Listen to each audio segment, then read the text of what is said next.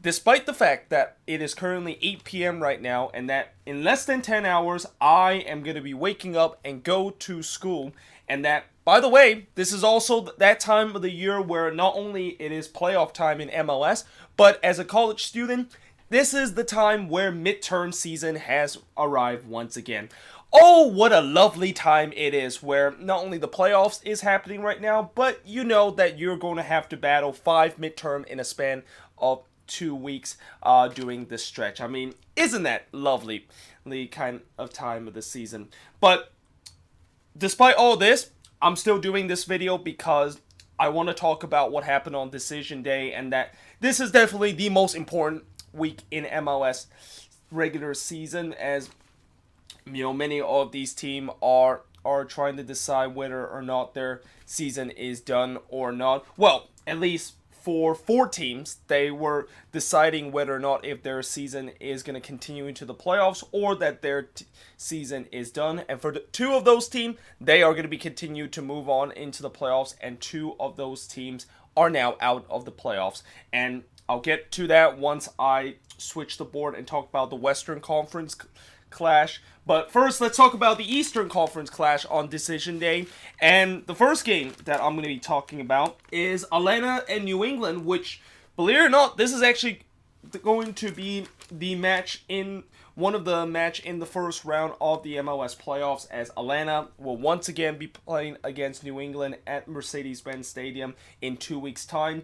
And judging by how this game went, with Atlanta winning 3-1 against the Refs, yeah, look like Atlanta is going to be heavy favorites in this, and that the Refs, despite the fact that they made the playoffs, they probably will not be there very long.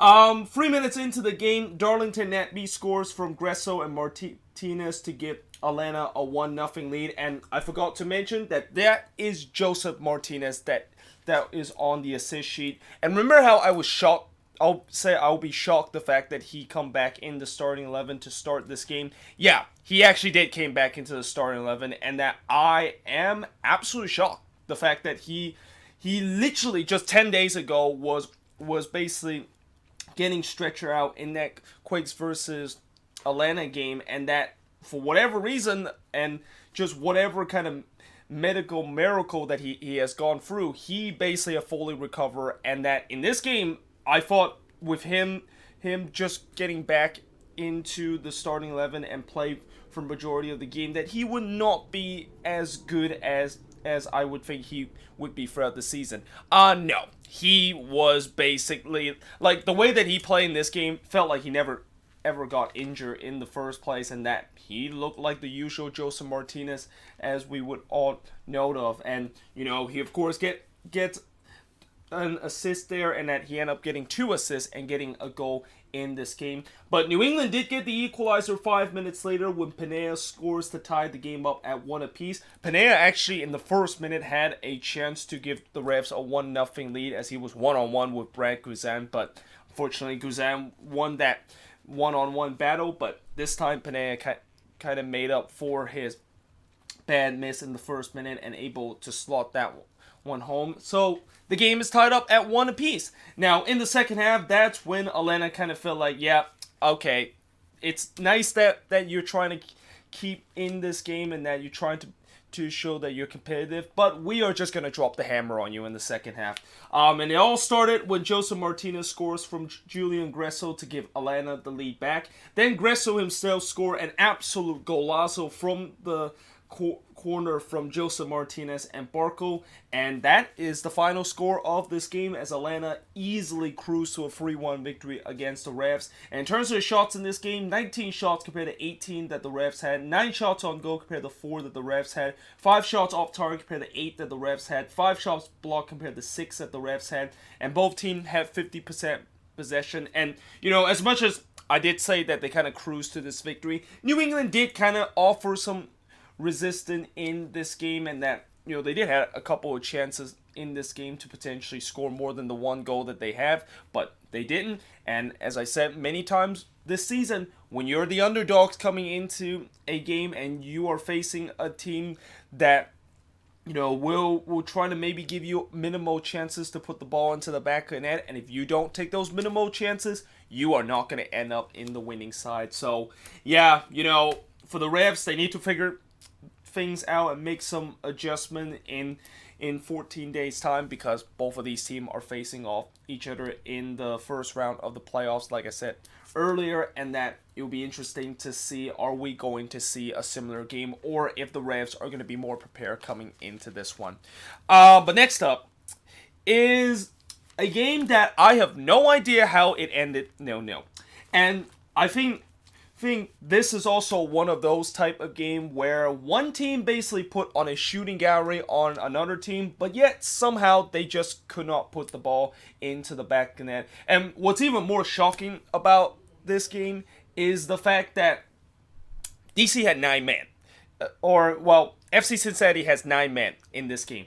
DC had 2 men advantage for the entire second half, and yet somehow they still weren't able to score a goal. And to make it even more shocking, they were playing the worst team in the league, and yet still somehow they weren't able to get a goal in this game. Now, talk about those 2 red cards that FC Cincinnati received. The first one came in the 41st minute, or 41st minute, when you get sent off after he high boot Segura there. And then Lamar would follow suit in the 43rd minute by getting sent off, and that FC Cincinnati was down to 9 men, and you're thinking, well, yeah, this is going to be an easy victory for DC. I mean, if this game is not at least like 3 or 4-0, I will be very surprising, and that I will be even more surprising, the fact that this game will end 0-0. Now, it looked like they finally got the breakthrough in the 44th minute when Segura actually scored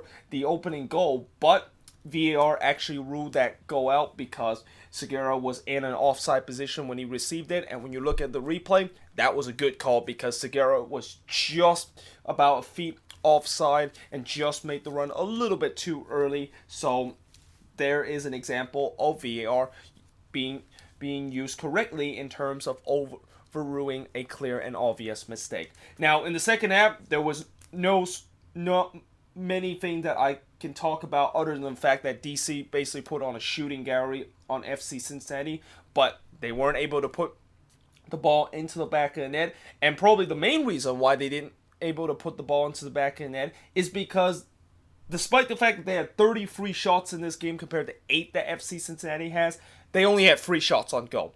When you have so many shots in a game, but you only have minimal shots on goal, and in this case, it's like 1 in every 11 shots that actually was on target, then yeah, you don't deserve to win. And that, despite the fact that I'm pretty sure fans will say, well, they had tons of shots in the game, so they should deserve to get something out, and that they were kind of unlucky in terms of this result. Yes, in a way, maybe DC was a little bit unlucky with the fact that they had numerous chances that they were being very unlucky to not put the ball into the back of the net. But the bottom line is, if you look at that shots on goal and the fact that you only get 3 of the 33 shots on target, yeah, I don't think that is anything to do with unlucky, and more to do with the fact that they were just shooting from everywhere, and when you decide to shoot everywhere and it doesn't found the target, then it doesn't really matter. I bet DC, if we would have played another 90 minutes of this game, I wouldn't be surprised if this game would have still stayed 0-0 with the way that DC was shooting. I mean, their shooting was just absolutely awful throughout this game.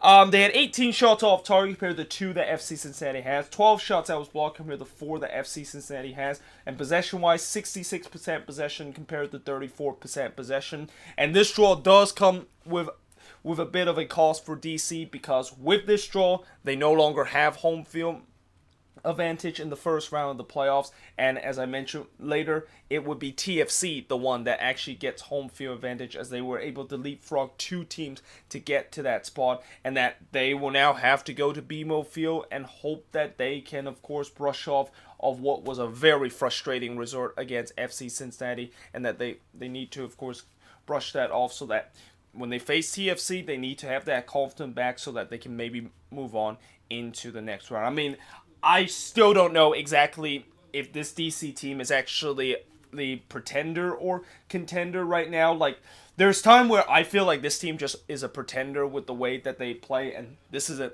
example of that. But there's times where they actually look legitimately good and look like a team that could be a dark horse team. So it'll be very interesting to see what will they do in the playoffs. And as for FC Cincinnati, yes, it's been a very disappointing season and probably one of the worst expansion season by a team entering their first year of MLS, but at least in the last couple of games, you definitely start to see some signs that they are trying to recover and trying to salvage whatever they have left into next season, and that hopefully in this off season they will learn from their mistake in terms of making some bad signing in the first year and actually sign a guy that can be a goal scorer on this team and actually start signing attacking player. Like, as I said before, there is no way in the world that you can be a team that just signed $1 billion defensive mid and expect to actually go very far. Like,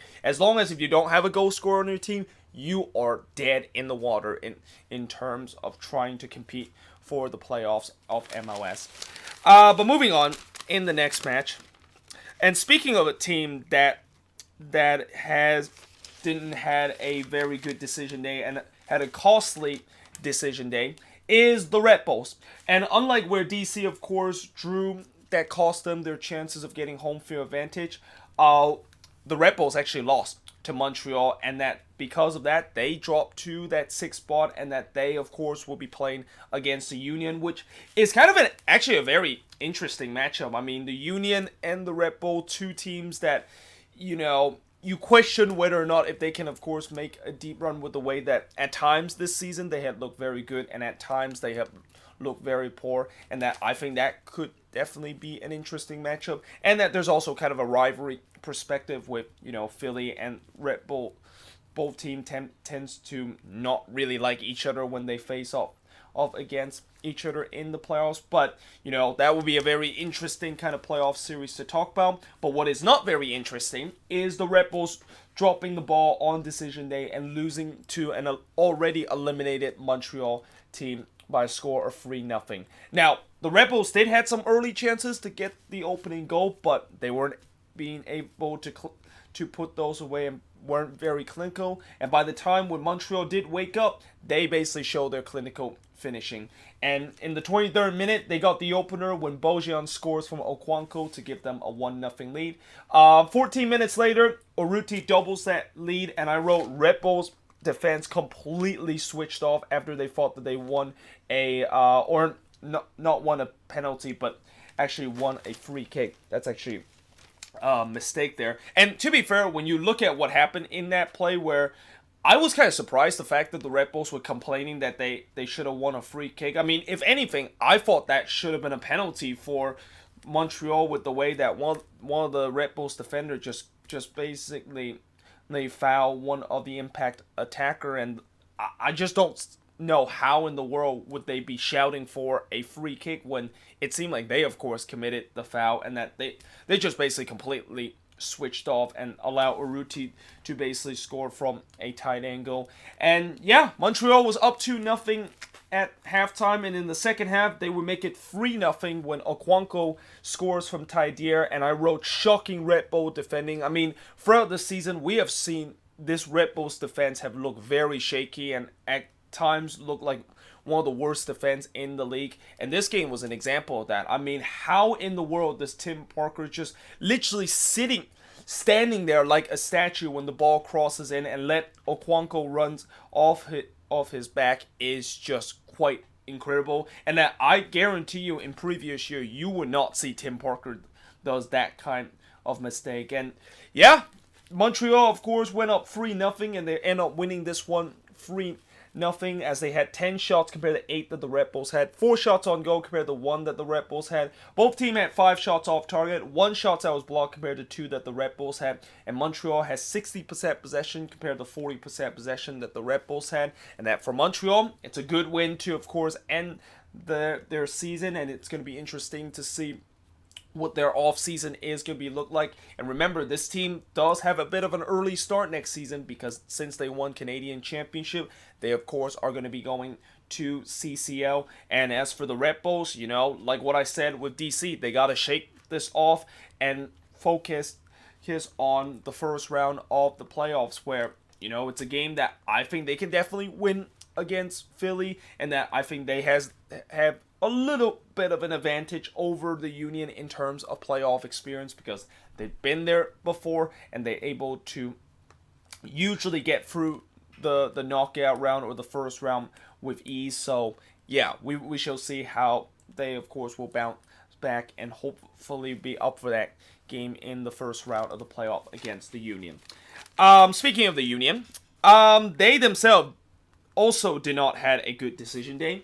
So they lost 2-1 to NYCFC. And in the first half, 20 minutes into the game, NYCFC were by far the better team. Like, it was literally very one-sided with the way that the first 25 minutes gone, where it was basically all NYCFC having all the possession and all the chances. And their dominance was rewarded when, in the 7th minute, Matarrita scores from Castellanos and Sweat to give them a 1-0 lead.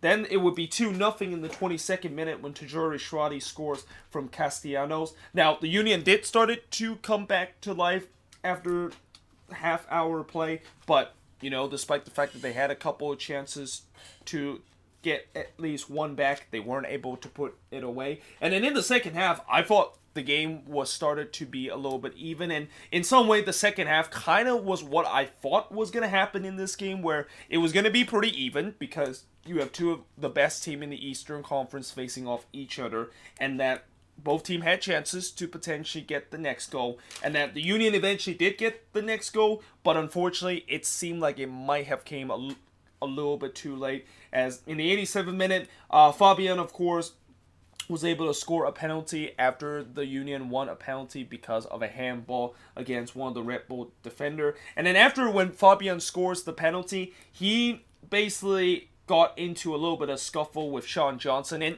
this, you usually see this happen where when you're a team that is down and that you want to have the ball back immediately so you can reset play, and then the other team obviously don't want you to do that because they want to continue to kill as much time as possible. Well, this was an example of that, where Sean Johnson doesn't want to give the ball to Fabian because he want to continue to milk that clock, while Fabian is angry the fact that Sean Johnson is not giving him the ball because they want to restart play as quick as possible. And I believe both guys actually got a yellow card with that. So yeah, despite the fact that the Union tried to come back late in this game, in the end, NYCFC was able to hold on to win 2-1, and they could have easily made this 3-1 late in the game when Blake was actually coming up to take a corner, and as NYCFC was going on the counter, and I forgot who exactly was that NYC attacker that basically won the ball and basically start a counter attack, but I have no idea how he didn't just loft that one up and just basically hits it into the empty net. Like, he didn't need to really take a couple of dribble in terms of, I mean, I get you want to get into a better position, but still, just launch it up and see what happened. And if anything, if you cannot do that, then at least just keep possession so that your team can hold on to a 2-1 victory. But still, in the end, that didn't really matter because they still won the game either way. NYCFC had 16 shots compared to 14 that Philly has. 3 shots on goal compared to 5 that Philly has. Both teams had 7 shots off target. 7 shots that was blocked compared to 6 that NYCFC had. And possession-wise, 54% possession compared to 46% possession. And that for NYCFC, they get to, of course, not only be very happy with this performance against the Union and get all 3 points on the road, but now they get to sit back and relax for the first round of the playoffs because they have the bye, and that they don't play until the conference semi-final round when they face one of those teams that is in the lower seed. And as for the Union, as I said with the RedBulls in DC, they gotta really brush this off, and that this is why I said that this Philly versus RedBulls game is very interesting, because you have both of these teams that have shown times where they could be a dangerous team to face in the Eastern Conference, and at times they look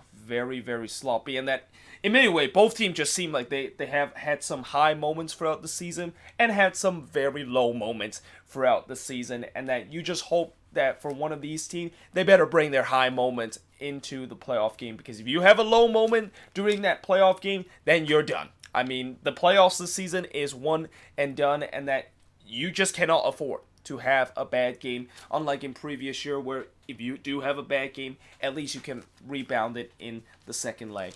But moving on, in the next match is the game that nobody watches, but it turns out to be an exciting game. I mean, that is sometimes how soccer work, where a game where you would think that, yeah, it's just between two teams that have already eliminated, and that it doesn't matter with the result at the end of the day. It's probably going to be a very boring game.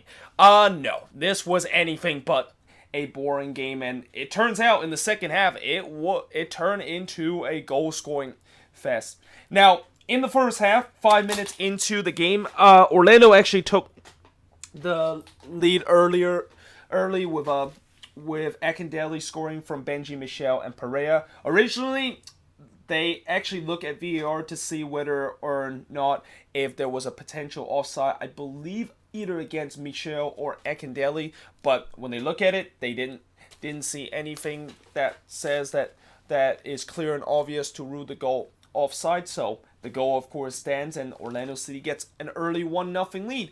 Unfortunately, that lead didn't last long, because 12 minutes later, one of their own player unfortunately scored an own goal, and the unfortunate own goal victim is Kyle Smith. And that, as we have seen many own goals this season, where usually it happens when one of the attacking team decide to bring a ball in a dangerous area, and the defender unfortunately basically tapped it into his own net. This is exactly the same case with Kyle Smith, where a dangerous ball was coming in, and as he was trying to maybe kick that one out for a corner, unfortunately he kicked it into his own net. So the game was tied up at 1 apiece, and heading into the second half, you would think, okay, well, nothing special about this game. It's a 1-1 game. I mean, it's not gonna just go into chaos mode, is it?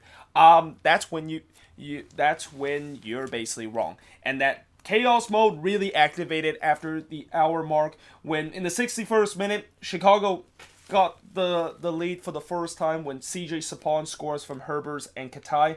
Then Alexander Katai would score 2 minutes later to give Chicago a 3-1 lead. Frankowski then scored an absolute amazing back heel of a goal, and a goal that I think could definitely be nominated as the goal of the week from McCarty and Bronico. And just like that, it is 4-1 Chicago. Like, Chicago, between the 61st and 67th minute, just had a goal-scoring burst, and that they just completely blow this game open. Now, Orlando City did try to fight back, and that in the 74th minute, Michel scores from Sasha Kleshin to pull within 2 for them, and that about 8 minutes later, he also had another chance to score a goal. And by the way, I have no idea how he wasn't able to score this goal. I mean, when the ball was coming in, and the fact that he was just completely unmarked 4 yards out of the box, and that all he needed to do, even though the ball was on a bounce, is just hit that one off the volley, and basically he will score a goal, and that Orlando City would have been back into this game. But instead, somehow in some way, when he hit that shot, it just goes straight into the to Krogholm, who did have to make the save, but the way that the ball hits it, and that it hits literally straight into him, I mean, it is harder to actually miss in that kind of moment than it is to actually score. And that, I think, in many ways, that kind of missed opportunity for Orlando City just kind of sums up their season. I mean, it's been a season where there's been times where you think, if only they were being a little bit more clinical, if they can able to come up in the clutch in those moments, they would not be in this situation where they're going to be waiting for another season before they can potentially taste playoff success for the first time in their franchise history. And then Frankowski, just for matters, scored his second goal of the game, and just pad the lead back to a 3-goal advantage for Chicago to make this game a 5-2 game. And yeah, Chicago, of course, winning 5-2 in this one. They had 20 shots compared to 17 that Orlando City has. 9 shots on goal compared to 10 that Orlando City has. Both teams had 6 shots off target. 5 shots that was blocked compared to 1 that Orlando City has. And possession-wise, 52% possession compared to 48% possession that Orlando City has. And as I'm going to be making my moving forward series for Chicago in the future, I will talk about how this team can definitely be a very exciting team heading into the next season. Like, with this new ownership and the fact that they're moving in back to Soldier Field and finally getting some fans watching their games, hopefully, when they, of course, move back to downtown Chicago. This could definitely be a team that you should watch out for, and that I really think that when you look at this team, they have a lot of decent kind of talented player on their team. I think maybe if they can make some moves in terms of improving that defense, then this team could legitimately be a very dangerous team in the Eastern Conference.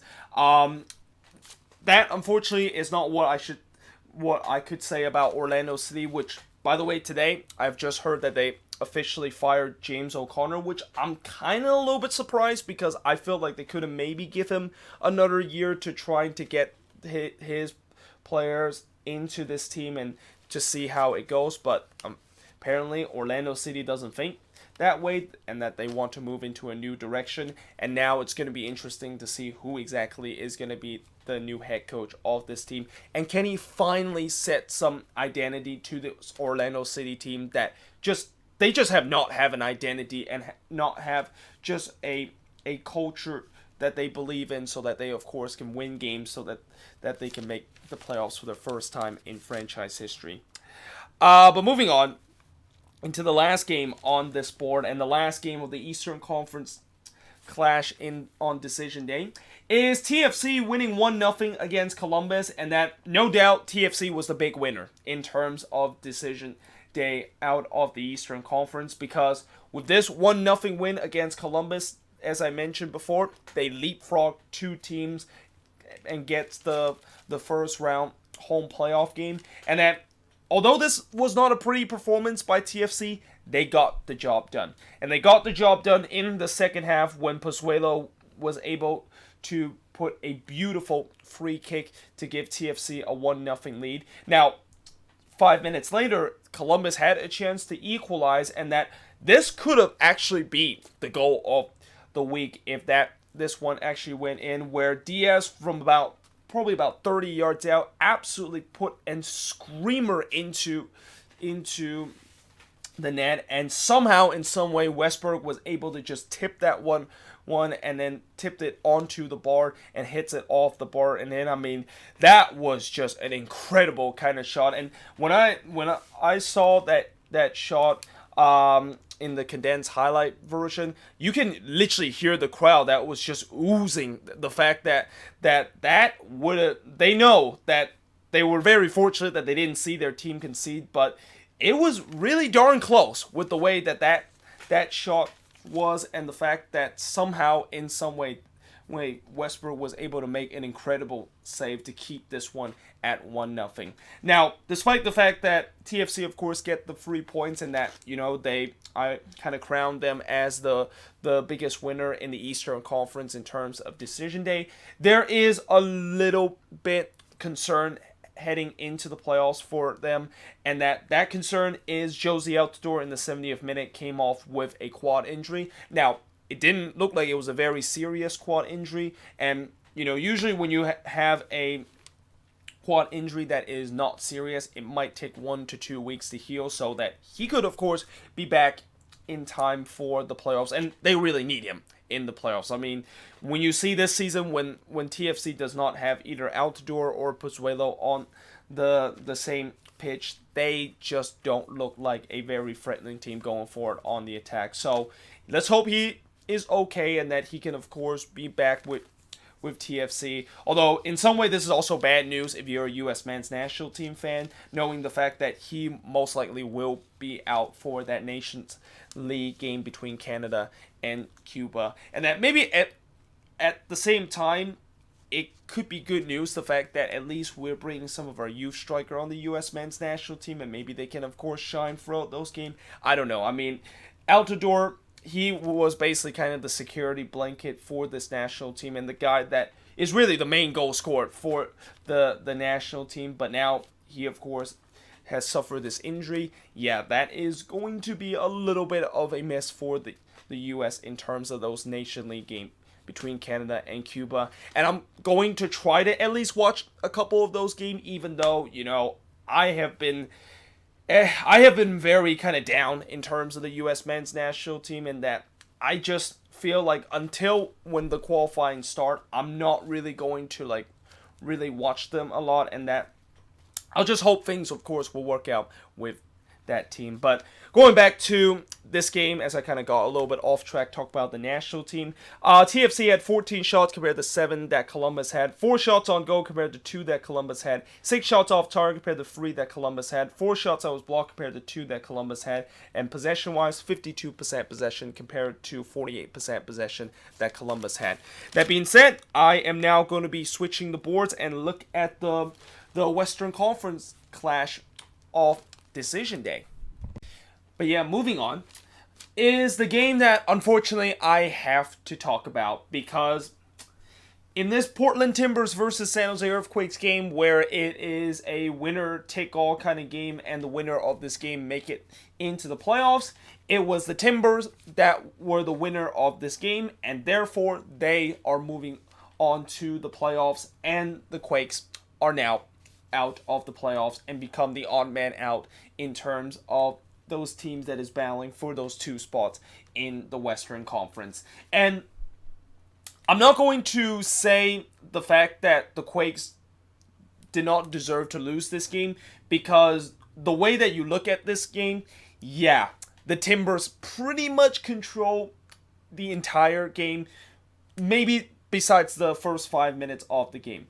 The first 5 minutes of the game, I thought the Quakes could have had a couple of chances to score the opening goals. I mean, we had a couple of half chances to get the crucial opening goal. But then, after that, it was all Portland. And I'll tell you what, this game could have got a lot uglier if the ref was actually, for once, in our favor. And I'll tell you what, if the Timbers would have lost this game or draw this game, I can guarantee you that they're 100% going to once again blame on Pro for the reason why they weren't able to get a win. And I wouldn't blame them too, because there was some calls that I feel like should have clearly been called against the Quakes. And this is, by the way, coming from a Quakes fan that really wants this team to make the playoffs.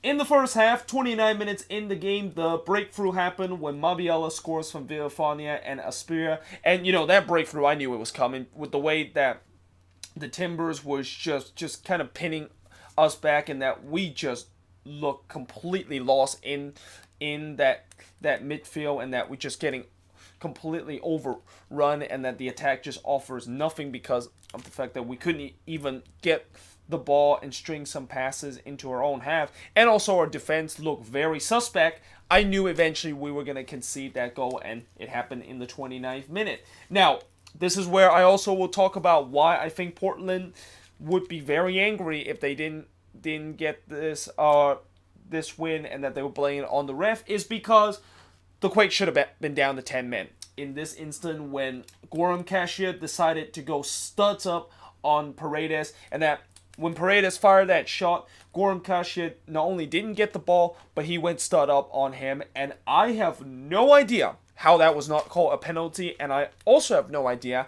how that is not a red card, because we've seen before where that clearly should be called a penalty, and we have seen it called before, and that we also have seen that resort in a red card. So why in the world that is not the case?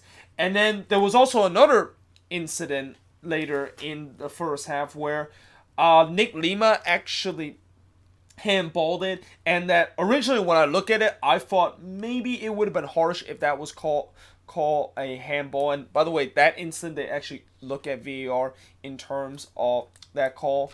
But when I look at it again, and I look at it a couple of times, I kind of feel like that should have been a handball on Lima because, despite the fact that the ball kind of bounced off his knee and into his hand was in an unnatural position.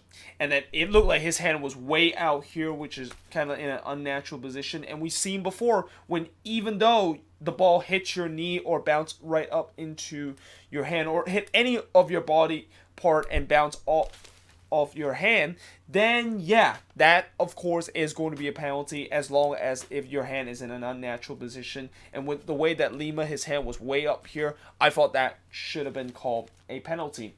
But it wasn't called. And then in the 39th minute, the Quakes somehow, in some way, equalize. And it would be the MLS all-time goal scorer, Chris Wondolowski, scoring from Espinoza to Jackson Yo. And the game was tied up at 1 apiece, and that's how we head to halftime. And I'll tell you what, I swear to God, we completely didn't deserve to be heading halftime with a 1-1 draw. But still, I'll take it considering the fact that surely the second half should be better from this team. Like, the first half was just absolutely shocking from us. It turns out that was not the case. And in the second half, it just gets worse. I mean, the Quakes, once again, they were just getting pinned back, and there was just no penetration in the midfield whatsoever. And eventually, Portland was able to find a way to score that crucial second goal when Darren Aspiria scores to make it 2-1 in favor of Portland. And I also wrote rare defensive mistake from Flo Youngworth. I mean, when Youngworth make a mistake in the defensive end, you know that you are not having a good game and that your defense looked suspect as hell. And that it really was a rare defensive mistake. Like, he basically overcommit there on the defensive end, and that Aspiria basically just ran right past him and puts it into the back of the net. And yeah, at that point, I kind of felt like yeah, that goal is basically the dagger for the Quakes. And if it wasn't the dagger before, it was in the 75th minute when Sebastian Blanco basically scored on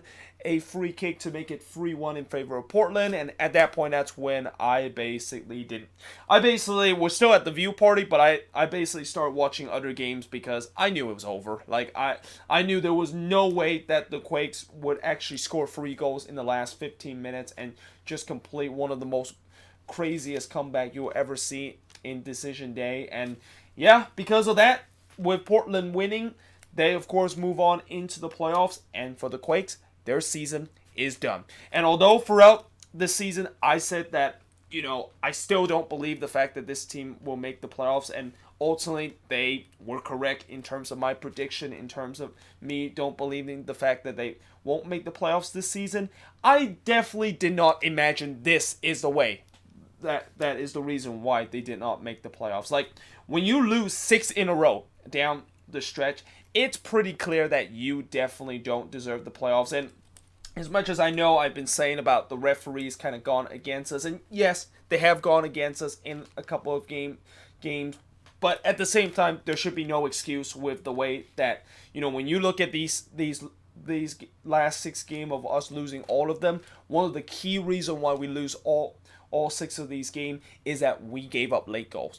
And that we gave up goals when we're leading in a game. And that this is something that I'm starting to see once again is the case that happened last year, where you see a Quakes team that play very, very well for the first 60 minutes. And then the last 30 minutes, they basically ran out of gas. And that we saw it again in this season down the stretch. And, right now, going forward for the Quakes, and I know I'm going to mention it in the Moving Forward series, it's going to be an interesting offseason for the Quakes to see how they're going to address that. There's no doubt that we need to get rid of some dead weight in terms of that team, because I feel like as much as we had a decent season and that we definitely almost complete one of the miraculous kind of turnaround in a single MLS season, at the same time, I feel like, with Almeida, no matter how much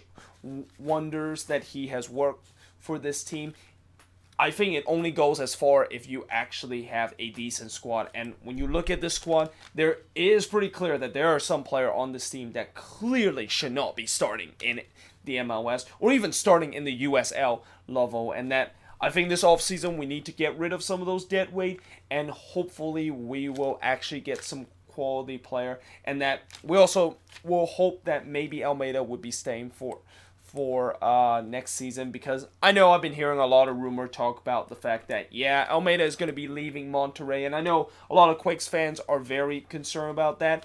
Until I hear the announcement, the fact that it is official that Almeida have left the Quakes and joined Monterrey, I'm not really going to I'm not going to even say the fact that Almeida is not going to be coaching this team next season. I firmly believe he's going to be coaching next season, and that these rumors are just kind of insult to injury with the way that the Quakes are now out of the playoffs. And, for Portland, in terms of the shots in this game, they had 17 shots compared to 12 that the Quakes had. 7 shots on goal compared to 4 that the Quakes had. 6 shots off target compared to 2 that the Quakes had. I believe, how many shots they have blocked? They actually have no shots that was blocked compared to 6 that the Quakes had. And possession-wise, 39% possession compared to 61% possession. And yeah, for the Quakes, this is going to be a very interesting offseason, and I'm going to be eager to see what happened next season with some of the moves that we made. And as for Portland, they got there in the end, but now the question is, can they actually make a deep run? Because I thought with this performance, yes, they would look very dominant in this game, but at the same time, I do still have some concern about this team with the way that it just still feel like the attack going forward is a little bit too slow, and that also you wonder what is going on with the whole Valeri situation, because he didn't play in this game, and I heard that he kind of suffered an injury, but I have a feeling they're just trying to say that just to say that, yeah, we're trying to hide the fact that we're not going to say that we're not going to renew Valeri contract, and that he's not going to stay with this team heading into next season. So it'll be very interesting to see how that goes. And also, to make matters worse, today it was also announced that Brian Fernandez has officially decided to voluntarily join the substance domestic drug abuse kind of program that MLS had. So they of course are not going to have him for the remaining of the playoffs, and that's definitely a key loss to lose one of your main goal scorer to your team, and that it's going to be interesting to see how far will Portland actually get through into the playoffs. But moving on into the next match is Dallas, who not only clinched their playoff spot by winning against SKC, but they definitely put an exclamation mark. I mean, when I saw this game, I knew the fact that Dallas clearly should win this. I mean, SKC is literally dead and buried right now. They're missing 2 of their key midfielder in this team, and that if they do not win this game, they don't deserve to make the playoffs. Now, fortunately, FC Dallas did win, and boy, they absolutely put a ass spanking on Sportin KC in this game. And this ass spanking all started in the 9th minute when Odronczyk able to score from Acosta to give Dallas a 1-0 lead. Then 3 minutes later, Matt Hedges scored a rare goal from Mascara and Cervania, and just like that, it is 2-0 in favor of FC Dallas. And in the second half, it gets uglier. Mascara then scores from Barrios to make it 3-0 in favor of FC Dallas. 3 minutes later, Barrios himself would score from Ferreira to make it 4-0 in favor of Dallas. Then the Cobra himself score again in the 68th minute from Reggie Canyon and Michael Barrios to make it 5-0 in favor of Dallas. Oh, but it's not over yet. In the 73rd minute, Jesus Ferreira would add the cherry on the top, and yeah, Dallas 6, SKC nothing in this game. Absolutely domination in every aspect of this game, and that it was pretty clear that Dallas are trying to, I feel like the reason why Dallas not only want to win this game, but they're trying to prove me wrong. The fact that, yeah, you say that they're not going to make a deep run in the playoffs. Look what we just did, and winning 6-0 against Sportin KC in this one. And now, are you going to try to believe the fact that we aren't going to be a one-and-done team? And I'll tell you the answer to that in just a bit. But first of all, in terms of shots in this game, 20 shots compared to 9 that SKC has 9 shots on goal compared to 3 that SKC had, 6 shots off target compared to 4 that SKC had, 5 shots that was blocked compared to 2 that SKC had, and possession-wise, 62% possession compared to 38% possession that SKC had. And if it wasn't for Peter Vermes that have already built up a strong relationship and a strong reputation with this team, I guarantee you that any other coaches that had a bad year like SKC had, and at the final game of the season, they take a 6-0 ass whipping, they would be fired the very next day. But because this is Peter Vermes and that, like I said, he has a strong relationship with the front office, and that I don't think the front office is going to fire him because of the reputation that he has built with this team. This is definitely not the way that he envisioned his team to end in what has already been a very bad season. And there's no doubt that they need to think about rebuild heading into this offseason and trying to recover from what has been a disaster kind of year. And as for Dallas, going back to that answer of the fact that will you take us seriously, my answer to that is still no.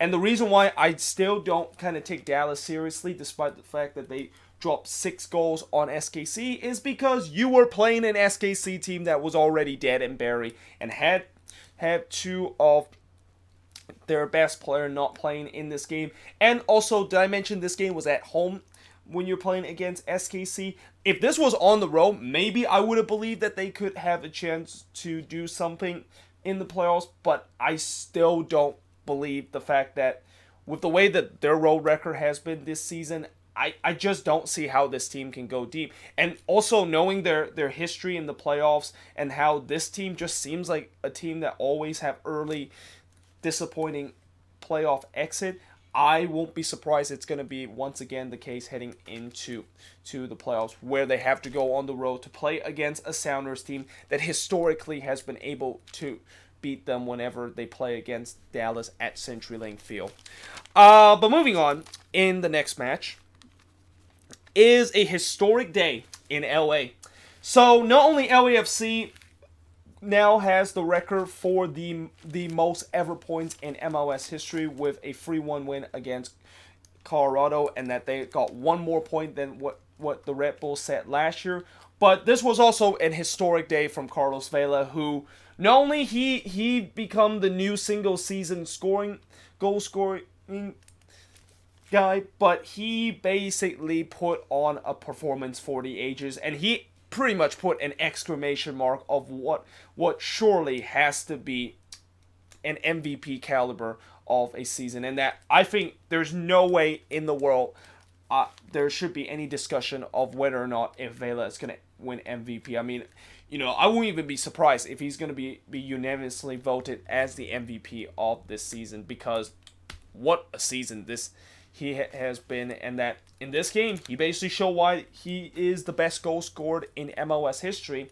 In the 28th minute, he of course broke that record, and he did it in style when he scored from Blessing, and that he basically scored an absolute screamer from about 25 yards out. And remember how last year when Joseph Martinez scored a wonderful goal where he basically danced around a couple of defenders before putting it in? I think this one is more impressive, considering the fact that he basically just kind of scored this one from about 30 yards out, and not many players is able to hit a screamer and place that in the perfect spot where a goalkeeper would not save it than what Carlos Vela did in that. And there's also no doubt that could also be voted as goal of the week, and probably will vote it as the goal of the week, because that is a historic goal as the goal that, of course, give Carlos Vela the title as the player to score the most ever goal in a single season in MLS. But he wasn't done in this game. In the 31st minute, Vela scores again from Blackman and Atuesta to give LAFC a 2-0 lead. Colorado did try to show some life and try to get back into this game when they of course got one back from Kamara and Rubio, but you knew that this was LAFC day and that this was Carlos Vela day.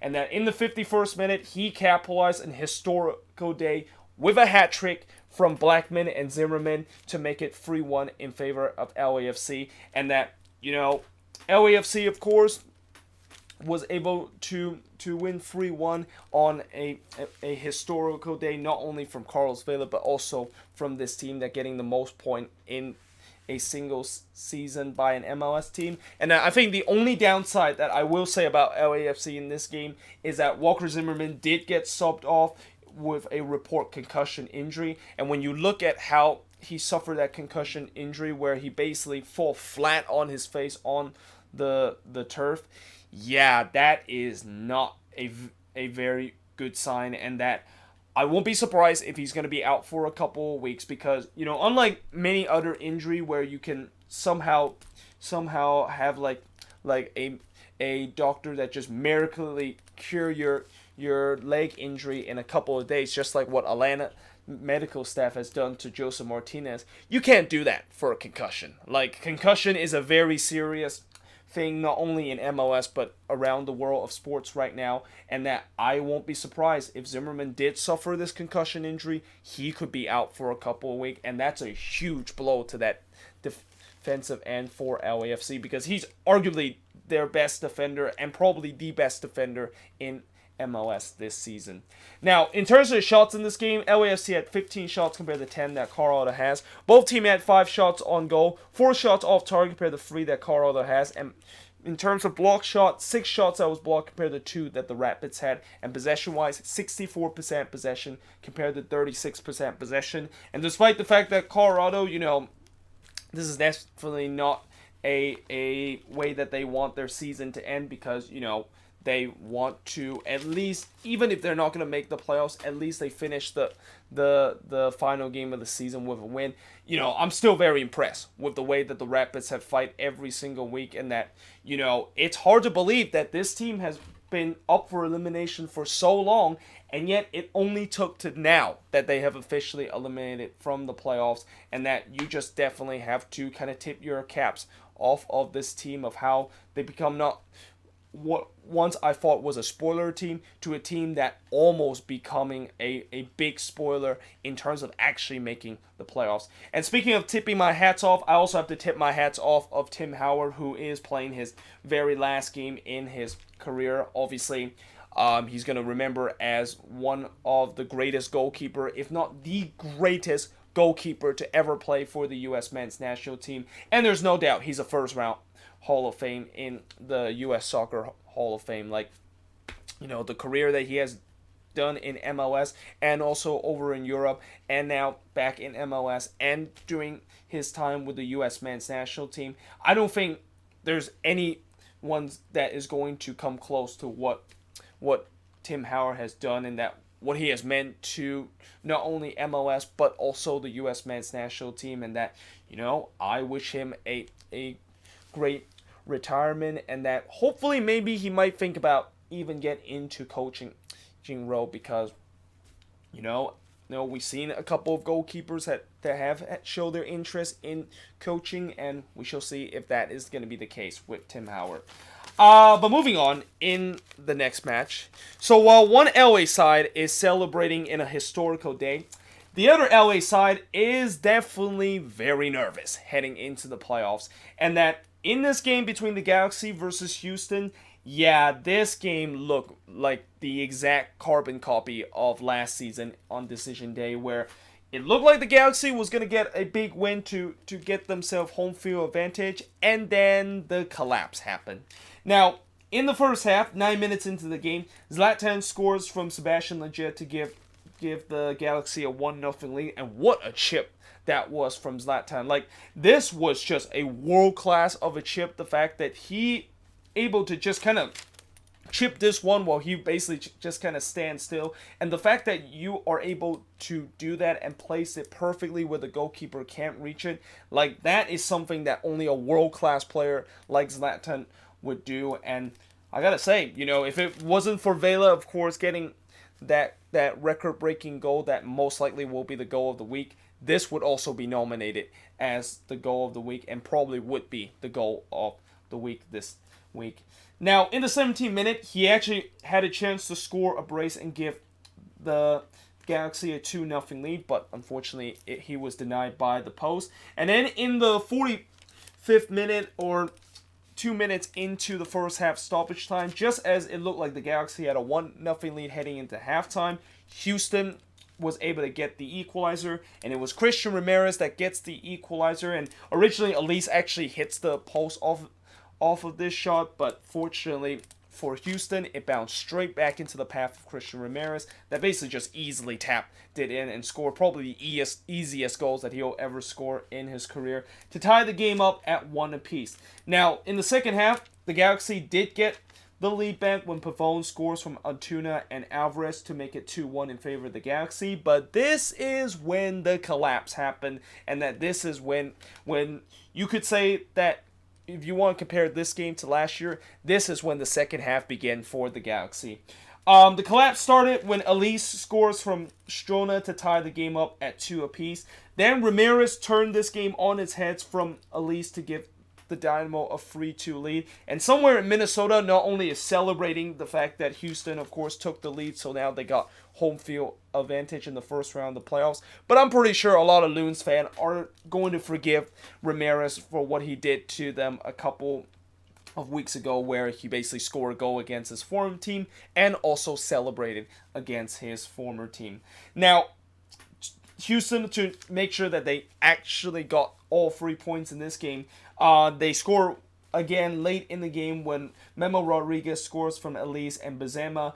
And yeah, Houston with a 4-2 win against Galaxy, a come-from-behind 4-2 win against the Galaxy. And in terms of shots in this game, 21 shots compared to 10 that the Galaxy had, 7 shots on goal compared to 6 that the Galaxy had, 10 shots off target compared to 8 that the Galaxy had, 4 shots that was blocked compared to 5 that the Galaxy had, and possession-wise, 57% possession compared to 43% possession. And that there is no doubt that if there's any team that coming into the playoffs that I think most likely is going to be in deep trouble, and the team that I think most likely could have an early exit has to be the LA Galaxy.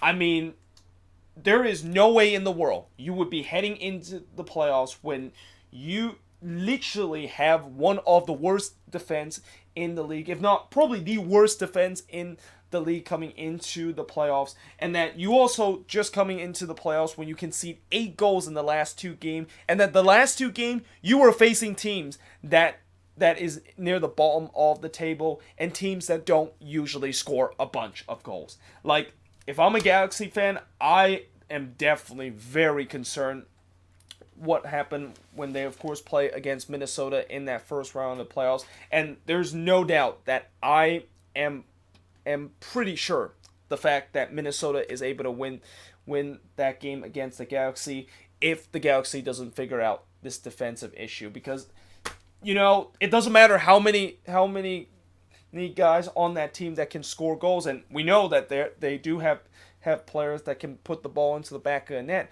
But if you have a defense that keep giving up like 3 or 4 goals in a game, you are not going to win a lot of games. And when you're facing against a Minnesota team that is one of the most organized defensive team in the league, and that they're also a team that can look dangerous on the attack in an occasion, yeah, the Galaxy are definitely in deep trouble heading into that series against Minnesota. And that, like I said, I won't be surprised if the Galaxy playoff run would be literally cut short if they can't figure out that defensive mess that they have. Speaking of Minnesota, so Minnesota, of course, they lost 1-0 against the Sounders, but fortunately, thanks to Houston and also their former pal Christian Ramirez's help, they, of course, are still able to get a home playoff game and able to host their first ever playoff game at Allianz Field against LA Galaxy on Sunday. And, you know, this performance by Minnesota was definitely not good. And that, you know, I think you could say that maybe Minnesota was being a little bit conservative in this game. And that I feel like for Minnesota, I know that they already clinched a home playoff game, and that, you know, at the end of the day, they still get a home playoff game. But the problem is, they end up to be the 4th seed, and that, you know, because they end up being the 4th seed, that means they're going to have to face LAFC if they beat the Galaxy. And I know Minnesota has been the only teams that have gone into Bank of California Stadium to to win against LAFC, but I'm pretty sure LAFC is not going to try to let that happen for the second time, and that it's always hard to go into that to the same building where you're playing against a team on the road and able to beat them twice in a single season. It just does not happen very often, and especially you're going to a building where it's facing against a team that is the best team in the league and a team that just do not lose at home very often. And speaking of do not lose very often at home, that's what the Sounders has been throughout their franchise history, and it was proven in this game with a 1-0 win. The only goal in this game came when Torres scores from Jovan Jones. Minnesota did have a chance to equalize in the 39th minute when Ethan Finlay went one-on-one with the goalkeeper, and all you need to do is basically put that one on goal, and he didn't. He basically completely fluffs that, and that has to be very frustrating in a Minnesota viewpoint, because if that game is tied up at 1-1, then, second half is going to be very interesting. And in fact, in the second half, both teams had chances to potentially get the next goal, but it turns out that wasn't the case, and that Seattle in the end was able to hold on to a 1-0 victory. And in terms of shots in this game, 14 shots compared to 8 that Minnesota has, 4 shots on goal compared to 1 that Minnesota has, 3 shots off target compared to 6 that Minnesota has, 7 shots that was blocked compared to 1 that the Loons had, and possession-wise,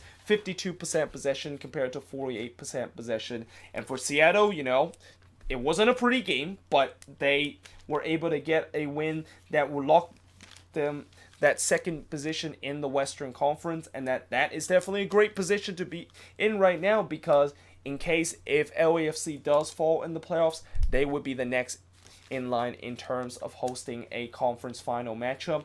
And as I said with Minnesota, if they would have win this game and not gone too conservative in this game, they would have had a chance to have at least 2 home playoff game at Allianz Field and potentially have a conference final game at Allianz Field in case LAFC does fall. But instead, now they will potentially have to face LAFC if they were able to get by the Galaxy in the first round of the playoffs. But finally, moving on into the final game of this match week is another 1-0 result. And this time, it's actually the visitor that got the 1-0 result, and that is RSL winning 1-0 against Vancouver. And in some way, this was kind of a tale of two halves, because I thought in the first half, when RSL scored the only goal of this game from Krylak and Bear and Beckerman, I thought RSL could have maybe scored a couple of more goals. And if it wasn't for Maxime Crépeau, who has been just amazing this year and considered one of the most underrated goalkeeper in the league, if it wasn't for him making some big save, then RSL would have been at least 2 or 3-0 up at halftime. Now in the second half, Vancouver started to really create some chances, and that they looked like they were the better team for majority of the stretch, but as it's been throughout the season, they haven't been able to be very clinical in front of goal and haven't really scored a ton of goals this season at all. And that in the end, they of course got shut out once again at home and lose their season finale to RSL in this game. And in terms of shots in this game, both teams had 16 shots in this game, 5 shots on goal compared to 4 that RSL had. Both teams have 7 shots off target, 5 shots that was blocked compared to 4 that Vancouver has. And possession-wise, 56% possession compared to 44% possession. So with this win for RSL, they not only are moving on into the playoffs, but they also get to host a playoff game, which means that Nick Rimando, unlike Tim Howard's career where it's officially over because the Rapids are eliminated, Nick Rimando's career is still not over, and that he will at least have one more game where he gets to play in front of the RSL faithful in the playoff game when they are facing against the Portland Timbers. Now, that matchup, I do have a little concern with RSL because of the fact that it seemed like that matchup doesn't really favor RSL, even though they're playing at home, because the Timbers, when you look at the last 2 years and what they have done to RSL, they have not lost to them, both home or away. So that is definitely not a great matchup for RSL. But as long as if they can show that they can be dominant at home as they have shown throughout the year, and that they have been able to get some big result at home like they have also shown throughout the season, they might have a chance when they, of course, play against the Portland Timbers. But with that being said, that is pretty much it in terms of all the games that I have reviewed. Let me know in the comments below, what do you think of this decision day? And throughout these next couple of days and heading into the international break, I will start doing previews for the first round playoff game. And in previous year, I did like a preview of just did a one video in terms of previewing all these games. This year I'm gonna change it up a little bit, and that I'm gonna do something that is definitely gonna make me do a little bit more hard work in terms of doing kind of previews in terms of MLS game. But I'm just gonna preview these playoff games individually, and I'm going to try to start doing that tomorrow. But like I said, there's no guarantee that I will start doing it tomorrow alongside with the moving forward series, because I've been very busy for the last couple of weeks because it is midterm season right now, and that I want to make sure that I at least have time to study for some of my coursework and also study for exam, not just, of course, make these videos, because after all, you know, as much as making YouTube video is something that I want to do, it's only a hobby, and that the number one priority for me always has to be in terms of schoolwork and also working. So yeah, with that being said, I hope you guys enjoyed this video, and I will see you guys next time.